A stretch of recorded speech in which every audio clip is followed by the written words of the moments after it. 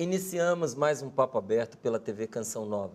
E para darmos sequência ao nosso Papo Aberto, retorna à nossa bancada a doutora Regina Beatriz Tavares da Silva, que já está aqui comigo e que eu tenho o prazer de apresentar a você, que pela primeira vez está acompanhando o nosso bate-papo. Seja muito bem-vinda.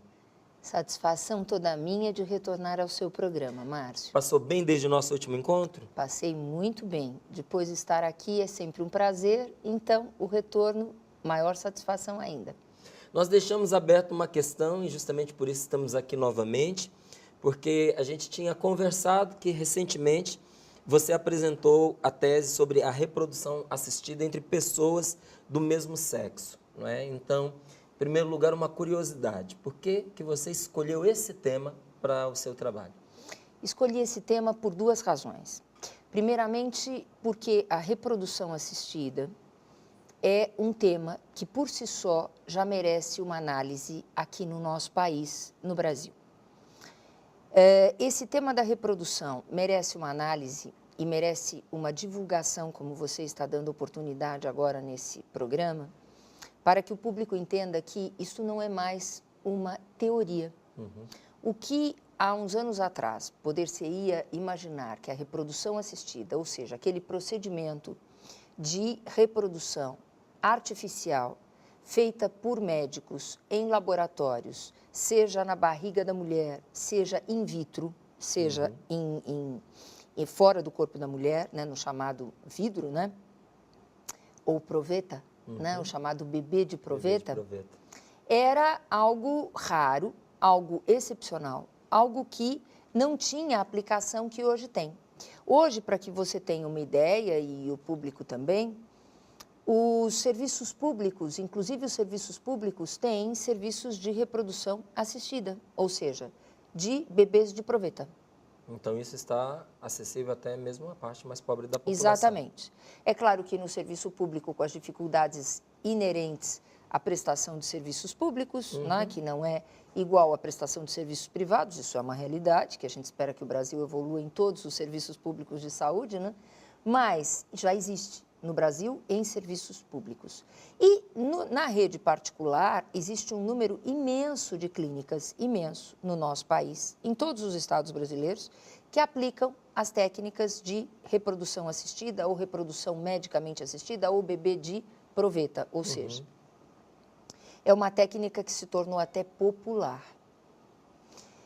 E isto já é o motivo para pensarmos no tema. Certamente. Outro motivo é o fato do direito brasileiro não ter uma lei.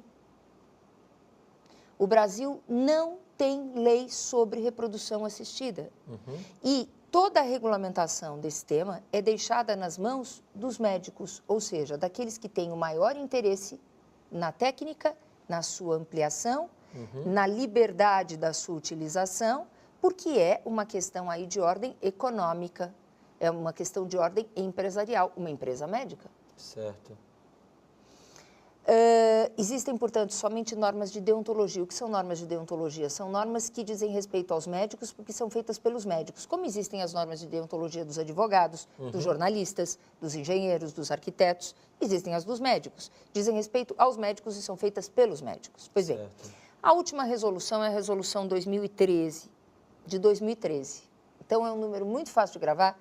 Podem entrar na internet, está acessível no Conselho Federal de Medicina, porque a resolução do Conselho de Ética é do Conselho Federal de Medicina, essas normas de deontologia são do Conselho Federal de Medicina. Então, no site do Conselho Federal de Medicina, está lá a resolução 2013 de 2013.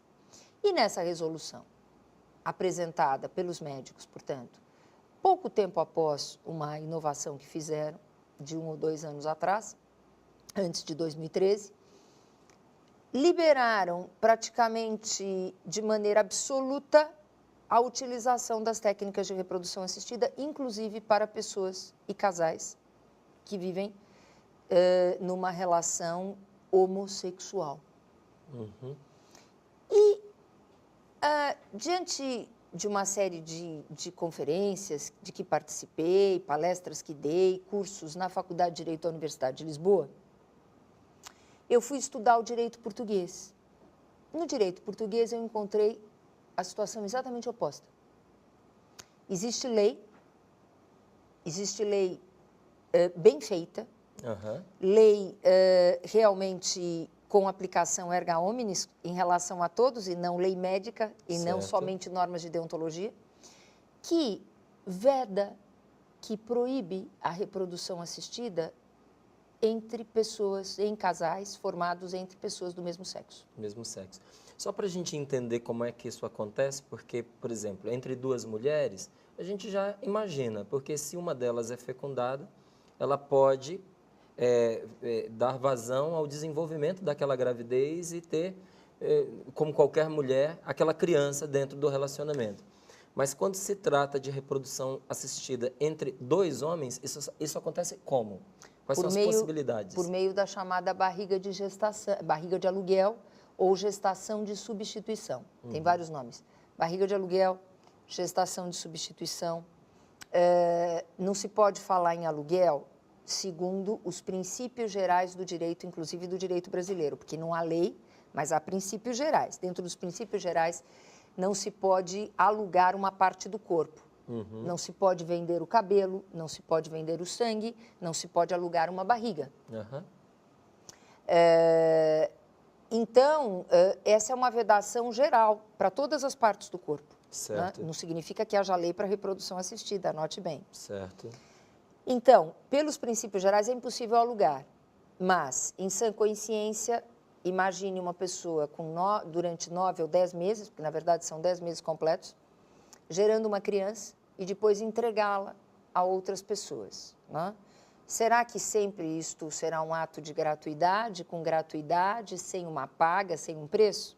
Isso é uma grande questão, né?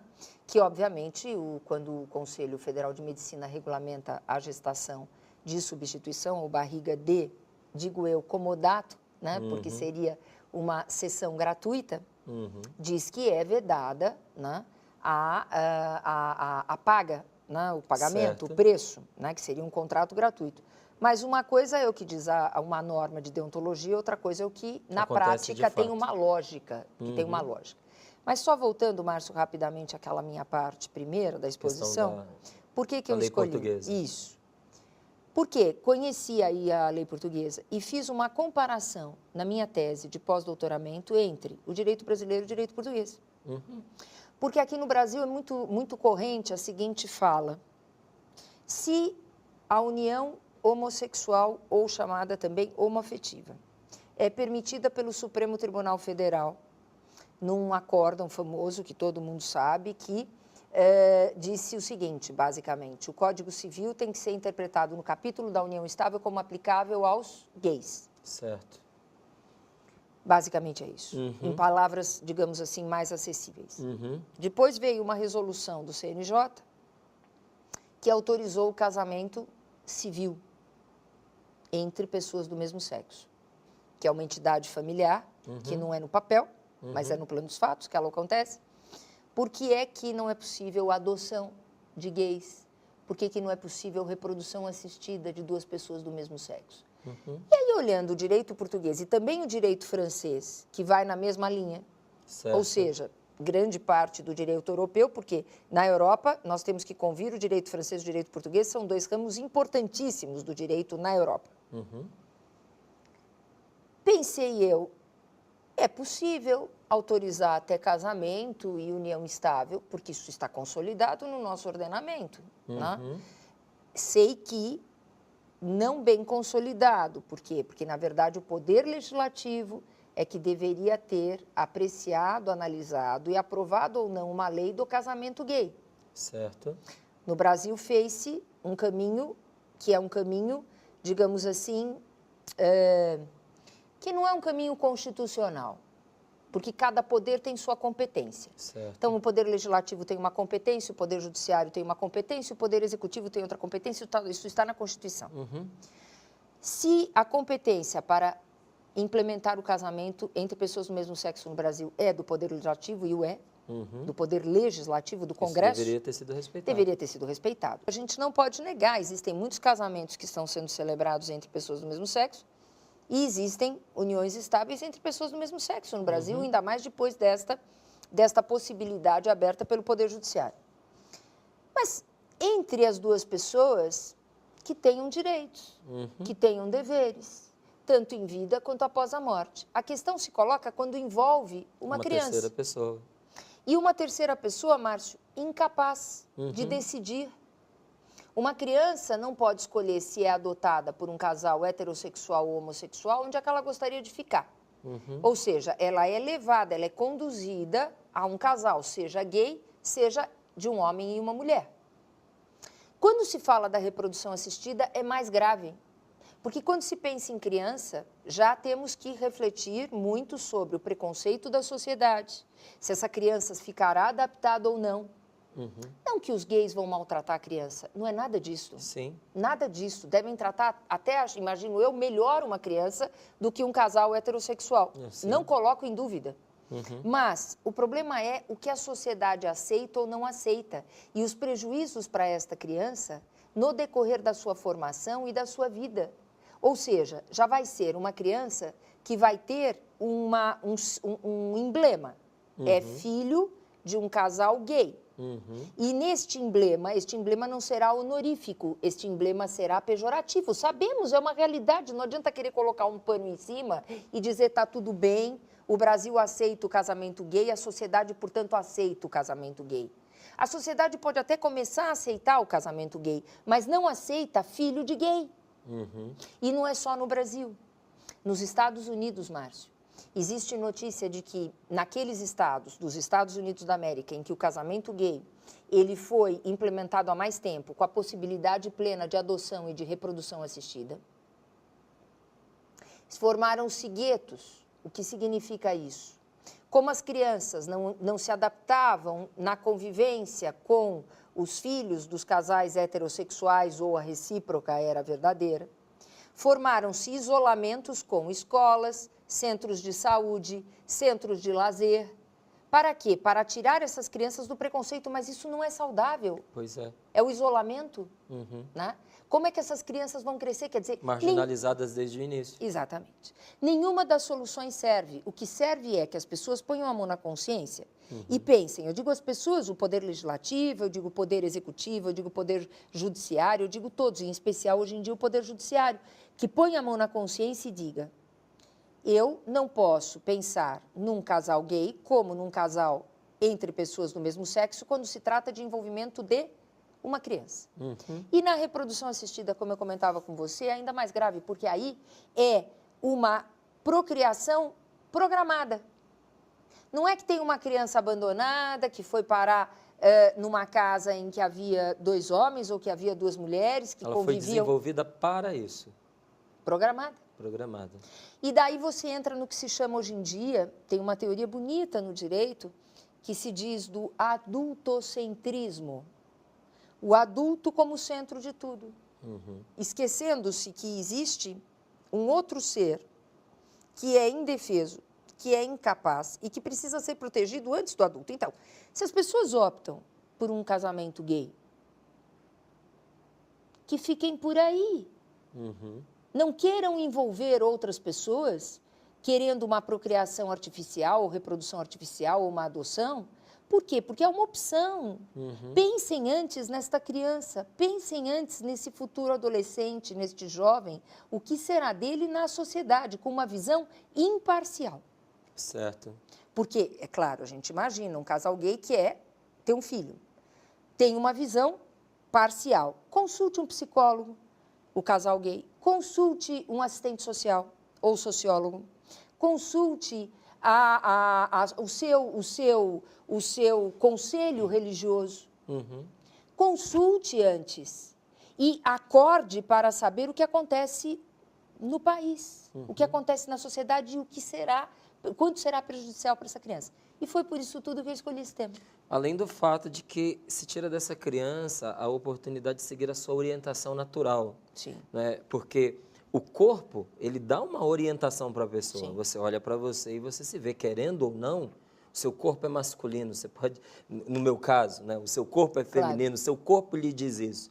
E dentro de casa você é confirmado nessa orientação por um dos cônjuges, seu pai ou a sua mãe. né? A menina, ela tem uma mulher dentro de casa pela qual ela pode se orientar, ela pode confirmar a sua orientação natural, ela pode ter uma outra referência além do próprio corpo para se desenvolver. Quando você coloca uma criança dentro de uma casa onde os dois responsáveis são do mesmo sexo, né, você tira isso dessa criança. Márcio, e tira mesmo. Vamos pensar deslocar, eu gosto muito de deslocar o assunto quando nós estamos tratando de um assunto polêmico, difícil, nevrálgico, como este. Pois bem, eu sou filha de um casal heterossexual, um homem e uma mulher. Tenho 57 anos de idade. Portanto, tenho toda uma vida já independente, trabalho desde os meus 21 anos. Tenho uma vida independente, portanto, deslocada dos meus pais no sentido de dependência, de subordinação, e nunca também fui subordinada ao poder masculino. Graças a Deus, sempre fui uma pessoa independente. Muito bem. Eu guardo coisas boas e coisas que não são boas da minha educação. Como você, Márcio. Claro. Como todos que estão nos ouvindo. Claro. E somos filhos de casais heterossexuais e copiamos os exemplos. Até mesmo quando não queremos. Isto, copiamos até mesmo quando não queremos. E vamos tomar consciência de que estamos reproduzindo no plano dos fatos situações que vivenciamos e das quais não gostávamos até. Depois de muita reflexão e muita terapia, essa é a realidade. Muita conversa com o padre, muita conversa na sua igreja, enfim, né? Então, dentro disso, né, é importante ter em conta o seguinte, que, Márcio, o que você disse é uma realidade. Vai se formar uma geração gay. E isto é o plano ideal? Desculpem, não, vai contra a natureza humana. Se as pessoas são homossexuais e não têm como deixar de ser homossexuais e até gostam de ser homossexuais, é um direito seu. Mas não é por isso que nós vamos dizer que isto é natural. Isto não é da lei da natureza. Não estou falando da lei de Deus, eu não estou falando de religião, eu estou falando da própria lei da natureza. Que se respeitem os gays, que eles sejam respeitados, que eles tenham os direitos entre eles. Eu propus projetos de lei para a atribuição de direitos patrimoniais e de pensão alimentícia entre as pessoas do mesmo sexo num casamento, certo. Na época numa relação que era uma sociedade de fato, que nem havia casamento ou união estável, seria uma área do direito das obrigações, mas eu propus esses direitos em lei desde a década de 90, mas entre os dois ou entre as duas. Porque eu sei que, se não houver isto, pode haver um prejuízo, um enriquecimento indevido de outros parentes, quando existe, por exemplo, a morte. Então, é justo que se dê. E que era uma injustiça. É justo que se dê, é correto que se dê, mas que não se envolva uma criança desse modo tão irresponsável como está fazendo o Conselho Federal de Medicina na Resolução 2013/2013 e, com todo respeito, alguns julgadores no Poder Judiciário que querem dar em adoção crianças e que acabam prolatando sentenças de adoção de crianças sem uma reflexão maior. E que o Poder Legislativo se mexa, legisle sobre tudo isto. É preciso enfrentar isto. Não adianta querer colocar um pano em cima e dizer, não, é o Poder Judiciário que fez, eu não tenho responsabilidade. Não, é Poder Legislativo que é competente para isto. Competência, eu digo competência no sentido da expressão jurídica, né, que pode fazer isto segundo a Constituição. Então, o Poder Legislativo tem que se mexer e tem que atuar. Isso é muito grave. Eu vou lembrar, Márcio, Admirável Mundo Novo de Aldous Huxley. Muitas pessoas que nos assistem com certeza leram, porque é uma obra da década de 50, né? Da década de 50 do 1950, e era ficção. Pois é, agora não mais. Não, e se tornou realidade, uma realidade cruel.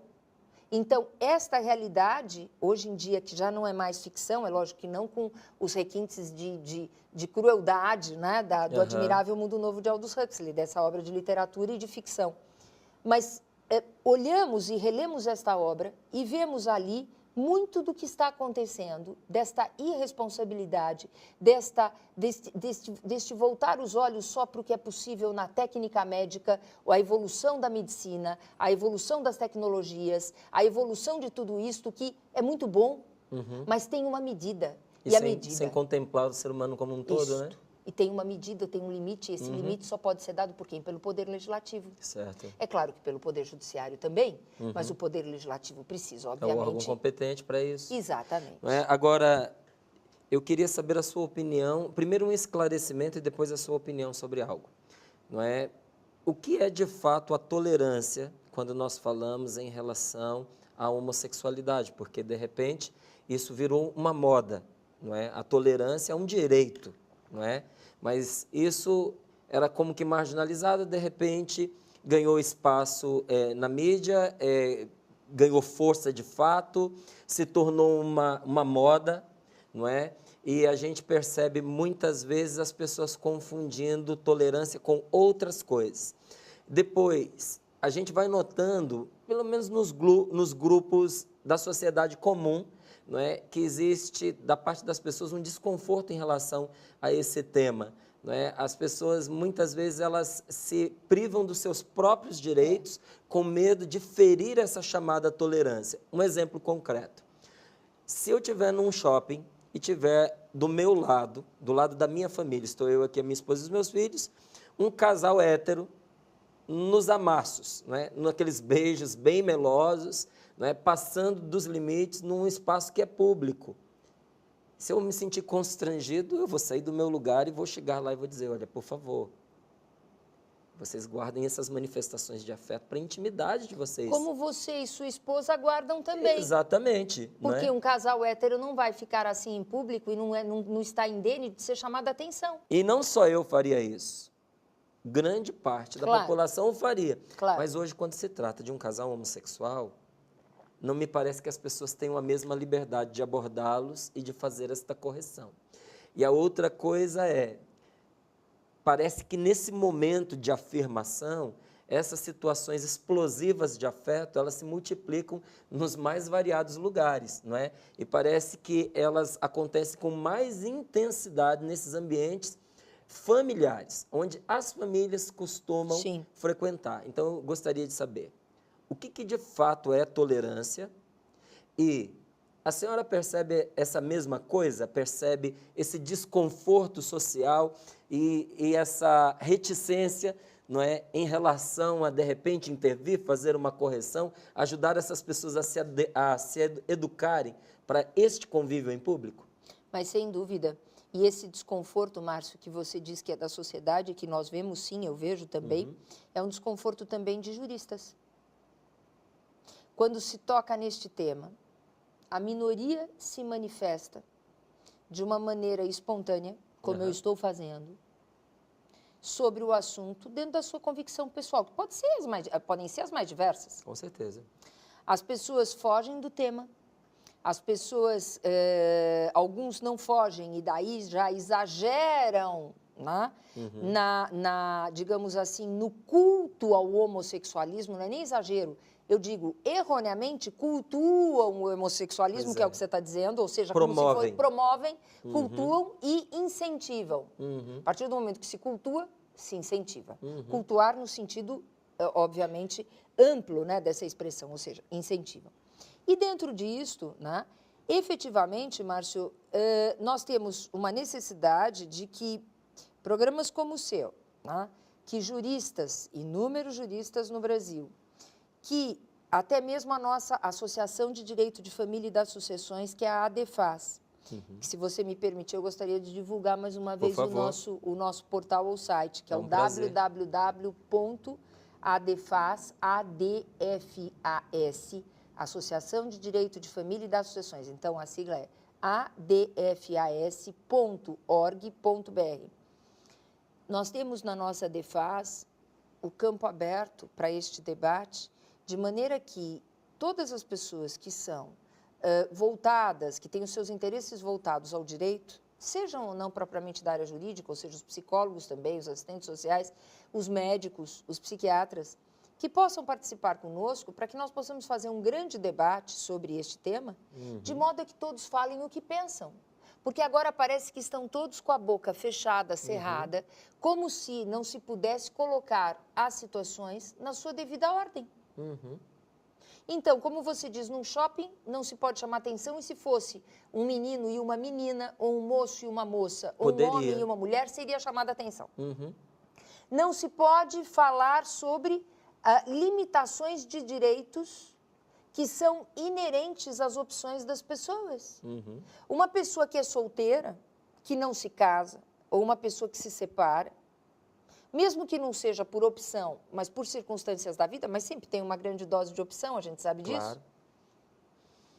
tem os seus benefícios e tem os seus bônus, portanto, tem os seus ônus, tem as suas limitações.